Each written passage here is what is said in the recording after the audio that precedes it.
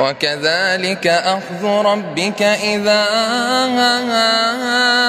أخذ القرى وهي ظالمة إن أخذه أليم شديد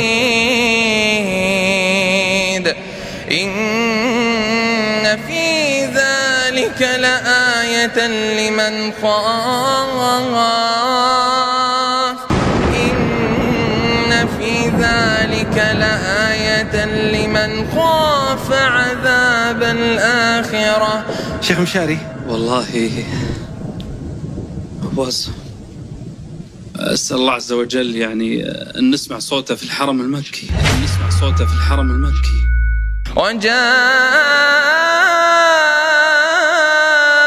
على قميصه بدم كذب قال بل سولت لكم أنفسكم أمرا فصبر